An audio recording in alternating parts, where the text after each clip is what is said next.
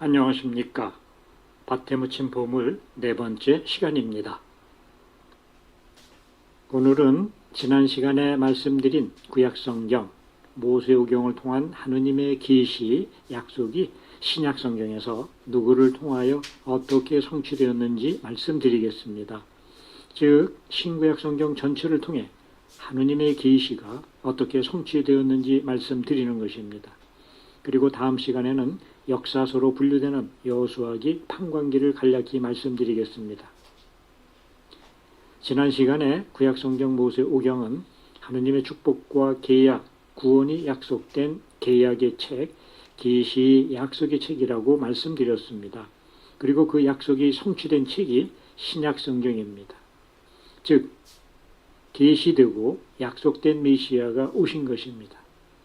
이제 모세오경, 즉 창세기, 탈출기, 레위기, 민수기, 신명기가 신약성경에서 누구를 통해 어떻게 성취되었는지를 말씀드리겠습니다.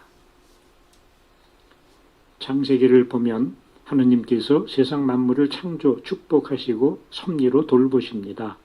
그런데 아담과 하와가 죄를 지어 에덴 낙원에서 쫓겨나 하느님의 영광을 잃고 죽음의 세계에 떨어집니다. 그러나 하느님께서는 구원을 약속하시며 새 아담 예수 그리스도와 새 하와 마리아를 통하여 구원하십니다. 특히 당신 아드님 예수 그리스도를 세상의 죄를 없애시는 어린 양으로 보내시어 십자가의 속죄양이 되게 하시어 세상의 죄와 죽음을 없애시고 잃어버린 낙원을 회복시켜 새 하늘과 새 땅을 마련하여 주셨습니다. 이제 우리는 믿음을 통한 은총으로 새로운 하느님 나라에 어린 양의 혼인잔치, 성찬에 초대받은 복된 사람들입니다.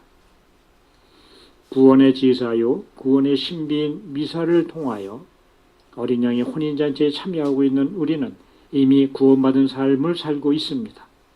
내 주님을 모신 곳이 그 어디나 하늘나라이기에 지금 여기서 천국 생활을 누리고 있습니다. 이제 우리는 더 이상 근심, 걱정, 두려움 속에서 살지 않고 감사와 평화 속에 살고 있습니다. 구약성경 창세기의 천지창조는 신약성경 요한묵시록에 나오는 새 하늘과 새 땅으로 새롭게 창조되어 완성되었습니다. 이는 하느님께서 파스카의 어린 양을 통하여 이루신 것입니다. 탈출기는 이집트에서 죄와 죽음의 노예 생활을 하는 히브리 민족을 하느님께서 어린 양의 피를 통한 구원의 파스카 사건과 시나이 산에서 피의 계약을 통하여 하느님 백성으로 삼으시는 이야기입니다. 선택받고 구원받은 하느님의 거룩한 백성은 죄와 죽음의 노예 생활에서 해방되어 젖과 꿀이 흐르는 가나안 복지로 인도됩니다. 온 우주의 하느님은 이스라엘 백성만이 아니라 온 세상 만민을 죄와 죽음에서 구원하시고자 하느님의 어린 양으로 예수님을 보내셨습니다. 아버지의 뜻을 이루시고자 속죄양으로 오신 예수님은 당신의 몸을 생명을 주는 빵으로 우리를 위하여 내어주셨고 당신의 피를 우리 죄를 용서하시기 위해 흘리는 영원한 새 계약의 피로 주셨습니다. 그리고 십자가의 파스카 속량 사건으로 이 계약을 다 이루시고 죄와 죽음에서 우리를 구원하셨습니다. 따라서 이제 우리는 이미 죽음에서 생명으로 건너갔고 아버지 하느님의 나라로 옮겨졌습니다.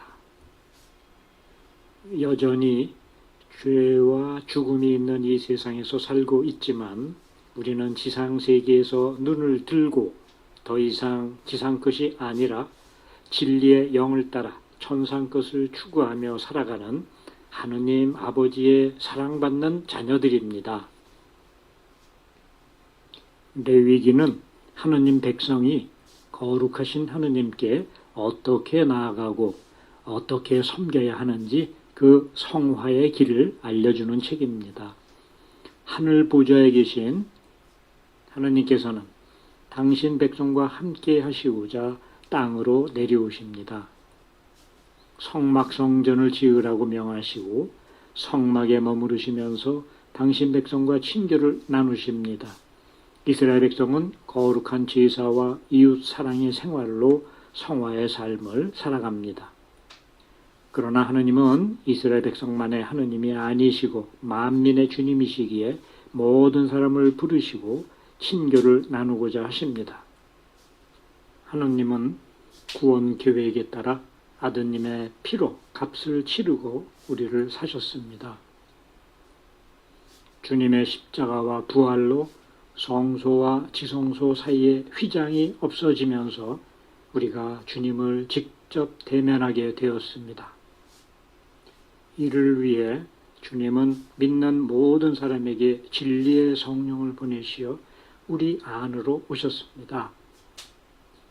이제 우리 몸은 하느님의 성령이 머무르시는 성전이 되어 친교를 이루게 되었습니다. 그래서 우리는 일상생활을 통해 우리 자신을 거룩한 산제물로 봉헌하며 합당한 경배와 찬양을 드리는 것입니다. 민수기는 삶의 중심에 하느님을 모시고 살아가는 당신 백성과 함께 하시는 주님을 알려줍니다. 주님이 현존하시는 성막을 가운데에 모시고 백성들은 동서남북으로 진영을 배치하고 주님이 움직이시면 움직이고 멈추면 함께 멈추고 쉽니다. 매 순간 주님과 함께 합니다. 이런 백성을 주님은 황량한 광야에서 낮엔 구름 기둥으로 밤엔 불 기둥으로 인도하시며 돌보아 주십니다. 성령을 우리 마음 가운데에 모신 우리도 주님과 함께 합니다. 우리는 살아도 주님을 위해서 살고 죽어도 주님을 위해서 죽습니다. 우리는 살든지 죽든지 주님의 것입니다. 이제는 내가 사는 것이 아니라 그리스도께서 내 안에 사시는 것입니다. 신명기에서 하나님 백성의 사명이요 행복 선언이 선포되면서 오경은 마감됩니다. 하나님 백성의 사명이요 행복은 계명을 지키며 사는 것입니다. 이스라엘이 하나님의 선택받은 백성이기는 하지만 그렇다고 저절로 성공적이고 행복한 삶을 누리는 것은 아니며 성공이나 실패의 삶은 자유로운 선택에 달렸기 때문에 행복한 삶을 원한다면 항상 성공 모델을 선택해야 합니다. 구약이나 신약에서 행복의 길은 똑같습니다. 좋은 몫을 선택할 줄 알아야 합니다. 구약에서 하느님께서는 시나이 산에서 계명을 말씀하셨고 신약에서 예수님께서도 산에서 행복 선언을 하셨습니다.